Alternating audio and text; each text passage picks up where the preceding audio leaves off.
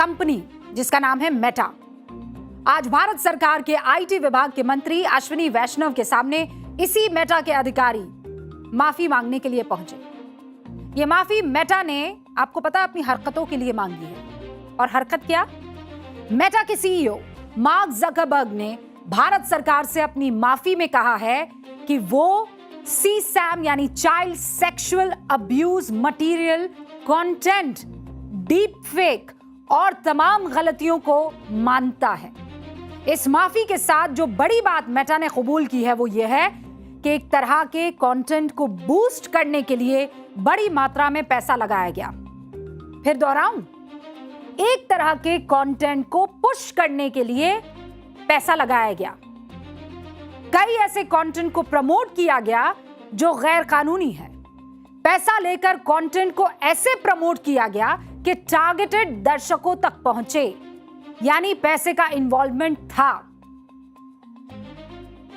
Facebook से प्रधानमंत्री का वीडियो हटाया गया, यह आप सब जानते हैं। इसके लिए मेटा ने माफी मांग ली है। यह भी बता दिया कि पैसों के दम पर लोगों को भ्रमित किया गया। तो क्या ये जो अचानक इंस्टाग्राम रील्स में प्रदर्शन के वीडियो की भरमार हो गई थी, वो कोई आम लोगों का बनाया वीडियो नहीं था? सबके पीछे क्या पैसों का खेल था?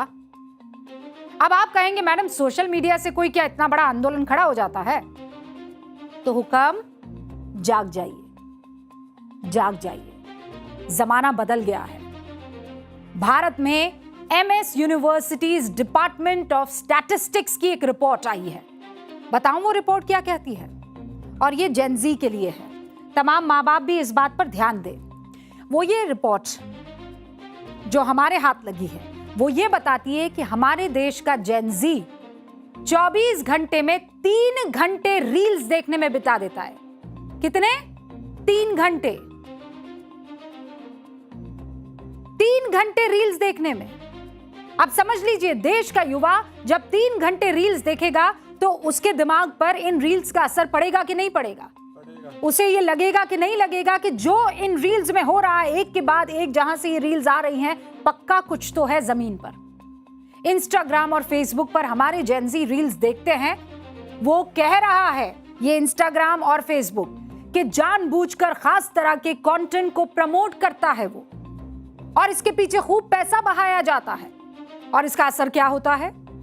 बच्चों को लगता है कि सब कुछ बर्बाद हो गया आसपास, और कुछ के मन में तो इतनी नफरत भर जाती है कि वो पीएम को गालियां तक देने लगते हैं, गंदे गंदे नारे लगाने लगते हैं, और फिर एम्बैरस होकर माफी मांगनी पड़ती है। ये सब दिमाग से खेला गया काम है। हमने आपको 25 जुलाई को जब आंदोलन वापस हो गया था, याद है ना, शनिवार का वो दिन, तब हमने चेतन भगत से बात की थी। तमाम जो रेगुलर व्यूअर्स हैं वो ये बात जानते हैं। चेतन भगत से जो पहला सवाल हमने पूछा था वो क्या पूछा था कि आप इस आंदोलन का और इस जीत का श्रेय किसे देंगे? जवाब याद है आप में से किसी को? नहीं। हमने पूछा था इस आंदोलन का श्रेय किसे देंगे? जवाब क्या दिया चेतन भगत ने, आप सुनिए। इसका देना चाहिए मार्क जकरबर्ग को, जिसने इंस्टाग्राम बनाया है या खरीदा था। फेसबुक क्या, इंस्टाग्राम किसी और का ऐप था, इंस्टाग्राम फेसबुक ने खरीदा था, क्योंकि इंस्टाग्राम की बड़े यूनिक फीचर है। एक तो ये कि जितना इसमें ऊट पटांग चीज होती है ना रूबिका जी, उतना वो चलता है। 25 तारीख की बात है, आज क्या है? 5 अगस्त। चेतन भगत युवाओं की किताब लिखते हैं। हालांकि बहुत से लोग कहते हैं कि अब ये युवा नहीं है, लेकिन युवाओं की ब्रेन को बहुत अच्छे से समझते, उनकी समझ को बहुत अच्छे से समझते। यही वजह है ना, उन्होंने कह दिया कि मार्क जकरबर्ग को आप इसका शुक्रिया अदा कीजिए। वो समझ गए आंदोलन के पीछे असर जो है पैदा करने में, जिसका सबसे बड़ा योगदान है वो मेटा की वर्चुअल दुनिया है, जहां 30 सेकंड की रील्स में आप आधा सच परोसिए और पूरा भ्रम फैला दीजिए। और हुक्म, जिस रील को हम छोटी बात कहकर टाल देने की गलती कर रहे हैं, उसका असर कई देशों की सरकार गिराकर मुआवजे के तौर पर देखा है। कई देशों की सरकार इसी content slash propaganda slash narrative की वजह से गिर गई है। नेपाल चलिए मेरे साथ। नेपाल में क्या हुआ था, याद है आपको? राजनेताओं के खिलाफ एक ग्रुप ने नेपो किड्स कैंपेन शुरू किया था कि वो लोग लैविश लाइफ जी रहे हैं खूब। और देखिए, ऐसा नहीं है, आम आदमी ये सवाल पूछ सकता है, ये बात सच है। लेकिन ये जो कैंपेन चला, इस कैंपेन के लिए जो रील्स बनाई गई, इंस्टाग्राम, टिकटॉक, हर तीसरे वीडियो में ये दिखने लगा। पूरे नेपाल में नेताओं के लैविश लाइफस्टाइल के खिलाफ इस रील ने माहौल बना दिया। ना किसी रैली की जरूरत पड़ी, ना पोस्टर, ना बैनर की जरूरत पड़ी, और हंगामा। नतीजा, सरकार ने सोशल मीडिया पर बैन लगाया। नतीजा, नेपाल में जेनजी सड़कों पर आ गई। सोशल मीडिया पोस्ट देखकर पहले से गुस्से में भरे बच्चे सरकारी कार्यालयों में आग लगाने पहुंच गए। नेपाल का पूरा सिस्टम कोलैप्स हो गया। अब एक रिसर्च आपको बताती हूं, और आज बहुत सारी रिसर्च आपके सामने आएगी ताकि आप समझ सके कि ये जो आपको रील्स दिखती है ना आपके अलग अलग सोशल मीडिया प्लेटफॉर्म पर, इसके पीछे का सच क्या है। एमनेस्टी इंटरनेशनल की 17 फरवरी 2025 को एक रिपोर्ट जारी हुई।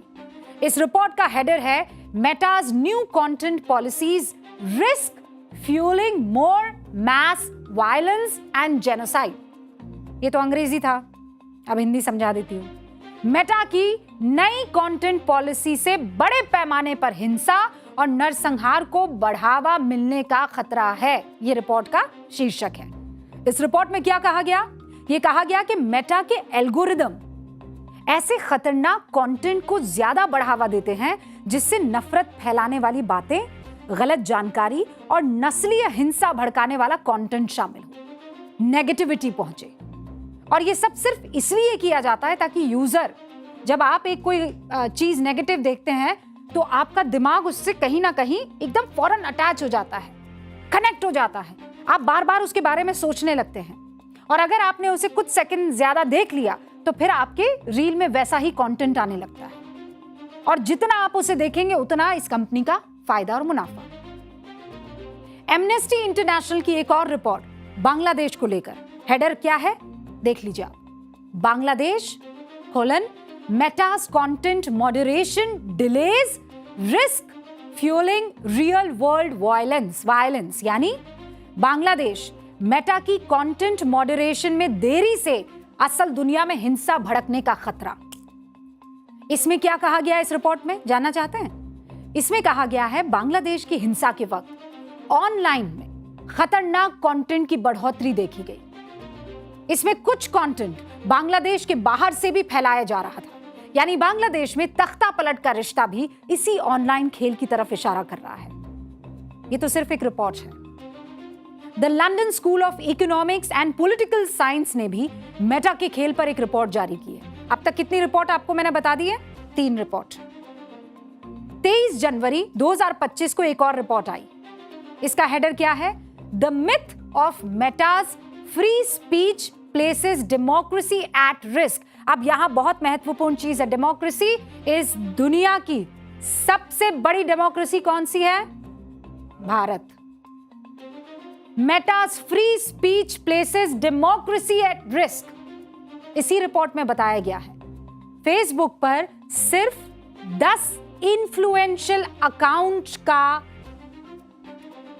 पोस्ट होता है और जलवायु परिवर्तन वाले कंटेंट का 69% इंटरैक्शन बन जाता है। कितना है? आंकड़ा क्या दिया मैंने आपको? 10 इन्फ्लुएंशियल अकाउंट क्लाइमेट चेंज पर अगर कुछ कह दे तो लगभग 70% इंटरैक्शन बन जाएगा सोसाइटी में। सिर्फ 10% लोग 70% डिसाइड कर लेंगे कि आप लोग क्या देखेंगे और क्या सोचेंगे। यानी 10 पावरफुल लोगों ने अगर चाहा तो पूरा नैरेटिव बदल कर रख देंगे। और यही काम करता है वो कैस्केडिंग इफेक्ट। याद आया कैस्केडिंग इफेक्ट? कल हमने आपको न्यूज की पाठशाला में बताया था, यही वो झलक है। कल की क्लास का रिवीजन एक बार फिर करवा देती हूं। पैसे के दम पर आपके बच्चों के दिमाग को कंट्रोल कैसे किया जा रहा है फिर समझ लीजिए। इस बात का अंदेशा कई नेताओं को था। कांग्रेस के इमरान मसूद यहां आए थे टाइम्स नाउ नव भारत के स्टूडियो और इनफैक्ट न्यूज रूम में। तब उनसे हमने पूछा था कि वो अनशन किया था वांगचुक जी ने, तो उनके खिलाफ बोला। फिर उनसे कहा कि अरे आंदोलन बड़े लेवल पर हो रहा था, तो उन्होंने पता है क्या कहा? मैंने अपने बच्चों को आंदोलन में जाने से मना कर दिया। ये खुद उन्होंने कहा है, सुन लीजिए आप। अभी मेरे बच्चों ने इतनी जिद की हाँ। कि पापा हम जा रहे हैं आंदोलन में। मैंने कहा घर से मत निकल जाना। क्यों क्यों क्यों मैंने कहा जा रहे हो तुम क्यों? आंदोलन में, घर से मत निकल। क्यों? क्योंकि वो जो मेरी बेटी थी वो उसके बावजूद भी जाकर पूरी फिल्म बना कर आई है अपनी। अब इंस्टाग्राम और फेसबुक में पैसों के दम पर आपके बच्चों तक रील्स पहुंचाई गई, भीड़ जुट गई, प्रदर्शन हुए, ये सब कहते हुए मैं नीट के परीक्षा में जो पेपर लीक हुआ है उस मुद्दे को कम नहीं कर रही हूं। मैं बहुत सोच समझ के कह रही हूं कि सरकार को उस पर पहले ही कड़े कदम उठा देने चाहिए थे। अगर सरकार ने बहुत कड़े नियम ले लिए होते हैं, कोई फैसला पहले ही ले लिया होता तो ये सब ना होता। लेकिन इस बीच, और मैं ये भी नहीं कह रही हूं कि वहां पर जितने भी लोग पहुंचे थे वो सब के सब गलत थे ना, उनकी आड़ में जो खेल चल रहा था, मतलब वो इनोसेंट बच्चे, उनको पता ही ना हो, लेकिन उनकी आड़ में जो खेल चल रहा था उसका इशारा केवल ये मेटा, फेसबुक और ये जकरबर्ग की तरफ से नहीं हो रहा है। बहुत से ऐसे खतरनाक असामाजिक तत्व थे जो उनकी आड़ में फायदा उठाना चाहते थे, पाकिस्तान और आईएसआई भी। सुना आपने? पाकिस्तान और आईएसआई भी। और मुझे पता है बहुत से ऐसे खतरनाक लोग वहां पर बैठे हुए हैं जो मीडिया की क्रेडिबिलिटी को खत्म करने के लिए लगे हुए हैं। क्योंकि जब पाकिस्तान और आईएसआई का और बाहरी फंडिंग का हमने दिल्ली के दंगों में जिक्र किया था, तब भी ये माहौल बना दिया गया था कि देखिए आप मेन स्ट्रीम मीडिया झूठ बोलता है। सारे लोगों को इन्होंने एक टैग कर दिया, तमगा लगा दिया, सारे लोग नहीं। और इस बार तो हम नहीं बोल रहे हैं, ये बात मैं नहीं कह रही, ये बात टाइम्स नाउ नवभारत नहीं कह रहा है, न्यूज की पाठशाला नहीं कह रही है, ये बात कौन कह रही है? पंजाब पुलिस। और पंजाब में बीजेपी का राज नहीं है, किसका राज है? आम आदमी पार्टी का। आम आदमी पार्टी, वही आम आदमी पार्टी जिसका हर नेता आपको सीजेपी के 3 बड़े चेहरों के एकदम बगल में दिखाई दे रहा था, कोई छिपाने वाली बात नहीं है। उस पंजाब की पुलिस ने 4 नाबालिगों सहित कुल 9 लोगों को गिरफ्तार किया है। कितनों को? 9 लोगों को। जब इनसे पूछताछ की गई तो जो खुलासा हुआ है वो दंग करने वाला है। क्या खुलासा हुआ है अब मैं आपको फटाफट से बता देती हूं। आइए, ये रहे बोर्ड बाबू, प्रणाम कर दीजिए भैया।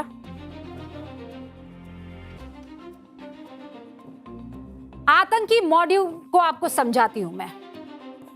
आईएसआई पाकिस्तान से जुड़ा, इसने दी ट्रेनिंग, ठीक है, इसने दिया पैसा और इसने दिया हथियार। 3 चीजें क्या दी पाकिस्तान ने, पाकिस्तान की आईएसआई ने। और ये लोग कहां पहुंच गए? जंतर मंतर। प्रदर्शन के दौरान पेट्रोल बॉम्ब से हमले की साजिश थी, पूरी तैयारी थी। गिरफ्तार लोगों में से कुछ लोग दिल्ली में प्रदर्शन के वहां भी आए थे ताकि हिंसा को बढ़ा सके। यानी आईएसआई के इशारे पर इसकी नजर थी कि ऐसा कुछ हो और फौरन वहां पर खेल हो जाए। प्रदर्शन में हिंसा फैलाने की पूरी प्लानिंग थी। मैं फिर कह रही हूं, कोई और नहीं कह रहा है, ये कह रही है पंजाब पुलिस। पंजाब पुलिस की तरफ से ये कहा जा रहा है। वो तो शुक्र है हमारी खुफिया एजेंसी का, सच बता रही हूं, शुक्र है खुफिया एजेंसी की मुस्तैदी का। और दिल्ली की सुरक्षा पुख्ता थी। सलाम है हमारे सुरक्षा कर्मियों को, जिसके डर से ये आईएसआई अपने मंसूबे में कामयाब नहीं हो पाया। सुरक्षा के इंतजाम को देखकर सब कुछ खाली हाथ लौटने पर मजबूर होना। अमृतसर चले गए और अब पंजाब पुलिस की गिरफ्त में है। तो दिल्ली में जिस जंतर मंतर पर प्रदर्शन हो रहा था उससे महज 2 किलोमीटर की दूरी पर भारत का संसद भवन, ठीक है, लगभग 3 किलोमीटर की दूरी पर प्रधानमंत्री कार्यालय सेवा तीर्थ, 3.5 किलोमीटर की दूरी पर राष्ट्रपति भवन। इतनी सेंसिटिव जगह सीजेपी के लोगों ने रील्स के दम पर भीड़ को बुला लिया। उन्हें लगा जितना आसान इंस्टाग्राम पर पेज बनाना होता है और वहां पर फॉलोअर्स बढ़ा देना होता है, उतना ही आसान भीड़ को संभालना भी हो जाएगा। अब आपके बच्चे तो रील्स की चपेट में आ चुके थे, वो पहुंचे क्रांति करने। उन्हें क्या पता था जो रील्स देखकर क्रांति करने निकले हैं उसके पीछे पैसों का बहुत बड़ा खेल छिपा हुआ है।